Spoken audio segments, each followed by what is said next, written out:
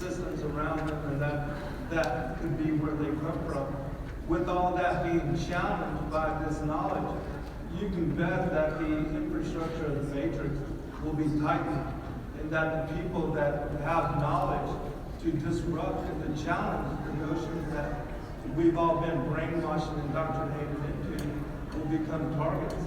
And so however that will unfold, certainly we are a risk to them. And so because of that, whatever ways they're going to impose further restrictions and to try to stop the movement, they're already working on doing those kind of things. And so I think that will put us further at risk. But I stand with God, and even if I must give my life for this truth, so be it.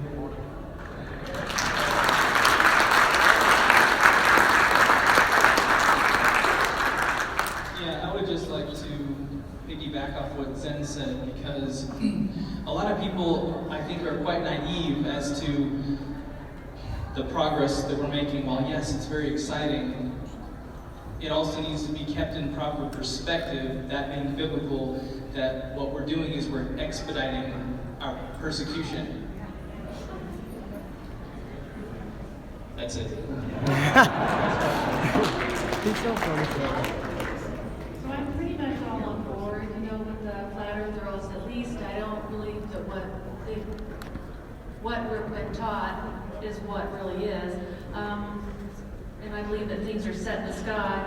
My hang up, I think, is the explanation for like meteor showers, how they can predict that. And so, let's say expect a meteor shower next week at da-da-da-da-da time. Halley's Comet, those kinds of things. I mean, are those, it seemed a big stretch that man could generate that kind, especially going all the way back to Mark Twain and Halley's Comet. Just want to know your views, or if anybody's looked into that aspect of like the cosmos.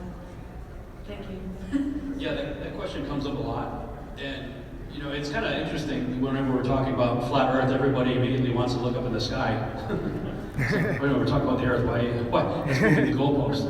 But it is a legitimate question. It is something that needs to be addressed, frankly. But, I don't think any of us know. And I don't think the other guys know either. They believe that there's this Oort cloud out there, and, apparently throws rocks at us on a fairly regular basis or something. We got comets that have long-range orbits that come and go and whatnot. But, if I'm looking at the scriptures and it's telling me the stars are sentient beings, then I have no problem believing that there's somebody on it, doing a patrol like John Gabrielson does in his cruiser in Austin, Texas. I have no problem believing that. If the Bible tells me they're sentient beings, then okay, they're sentient beings. Okay, here we go. But what do the other guys have to say about these various meteor showers that happen every year at the same time, or roughly the same time in the same direction? What's out there throwing a pile of rocks at us on a yearly basis from the same direction? What's doing that? I don't know. Yeah, I would also like to say that if it is those who are, let's say, the Luciferians and the Satanists, who are in cahoots with the fallen angels, why do we believe it not possible that they have certain travel schedules and they can just tell us whatever is happening in the sky and we just believe it? Yeah. Is that really past them? Again, I agree with Rob. I don't know exactly what it is, but what we've been told is not it. It's a lie. Yeah, I actually just got asked this question just a little bit ago, and I see it very much just like these guys. But so in Genesis, when it said, God placed them in the firmament for signs, for seasons, for days, for years, and talking about for signs, for instance, for we know that at this point in time, this meteor shower is going to go by. This point in time, the meteor shower is going to go by. And the angel that sat on the stone and that removed the stone that was in Jesus' tomb, the guards ran off because he had the appearance of lightning. He looked like lightning. And so when I look up at the stars, they look, the twinkling stars, they look like balls of lightning to me. And so it's known that these ones are going to move on this course at this speed. And every so often, some are going to zoom by, but we know when they're going to zoom by at this speed. and they call it shooting stars because they look so similar, just some go much faster than others. So I have no problem thinking just like Rob was mentioning it, but there's some things that are God questions that I don't think in this lifetime we're necessarily going to know, and I'm okay with that. I just want to say actually that we're running out of time and I want to get most people in. It's why I give you the opportunity. So what we're going to do is we're going to do one at a time. So just one person answers. Now, we're going to start with Rob. If you want to pass it on, pass it on. But let's just keep the sequence going because there's a lot of line. We're going to get maybe 2 more questions in. So let's do it this way and we'll run it. And like I said, if you don't want to answer, pass it on to the next person. So let's go with the questions. Yes, I'd like to ask a question about the exploration. Are there any serious discussions, plans, or efforts from anyone to circumnavigate the disk of the Earth from the southernmost points of the continents following the same latitude to disprove the globe model based on total distance? If I understood the question, that's already been done. James Cook did it like in the 1800s or something like that. It took him like 3 years and he logged 60,000 miles. Well, it's like the same latitude. He was down in the lower regions skirting Antarctica. It took him 3 years and 60,000 miles to go around Antarctica, like in the 1700s, 1800s, whatever it was. My point is, if we would follow the latitude of the globe, it'd be far less than it would be on flat Earth. You answered your own question. The next question. Let's get the next person. Yes, Pastor Nate up there, he brought up the notion that what brought me into this was the deception that is constantly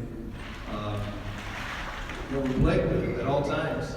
And it finally brought me around to somebody pointed about the flat earth and just more deception.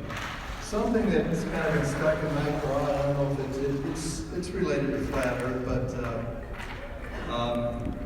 the deception and indoctrination to us as children and our children.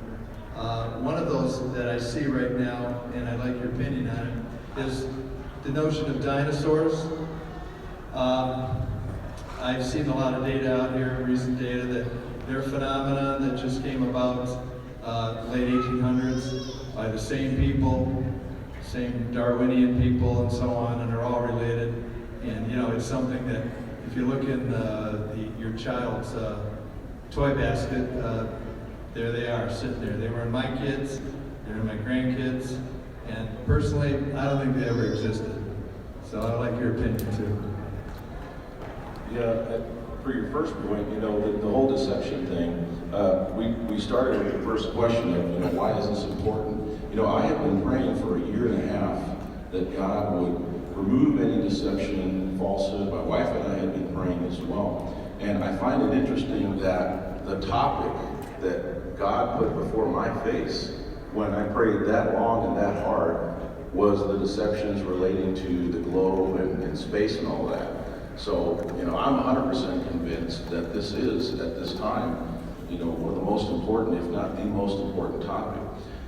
Regarding dinosaurs and things, you know, that's something I'm just now starting to dive into and reconsider. But, you know, you look in the scriptures and you see, it was always just fascinating to me about, you know, the behemoth, you know, and Leviathan and all of these, you know, beasts.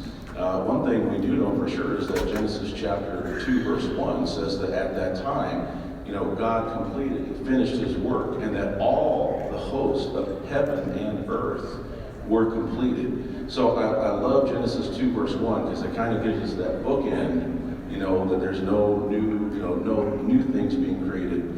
Some of these other guys might have had more study on that, but then the question also becomes, you know, about the Nephilim and, you know, potential genetic manipulation. I think it's quite possible that what we know as dinosaurs, as it was coined in the mid-1800s, could be a corruption of some kind. But I do believe there were beasts, creatures that potentially, you know, could fit the description of dinosaur. But that's something I'm still working on myself. Next question. My name is Dwayne England. My wife has a question. Her name is Melanie. In Isaiah 11:22, this is kind of paraphrased, he sits upon the circle of the earth. Its inhabitants are as grasshoppers. If he is looking down, He is not sitting on the earth, but above the earth. Therefore, the circle seems to be in reference to the area above the earth. Might the circle be in reference to the orbiting luminaries? He mentioned there is the vaulted dome that is fitted to the circle of the earth. Because in my work, we know that not only is paradise above the third heaven, but the throne of the Most High God and the heavenly temple is also established there above Polaris. And that Lucifer in Isaiah 14 gives us a hint of this when he says that he will exalt his throne above the stars and the clouds of God, above the mountain of the congregation and the sides of the north. The sides of the north, as I showed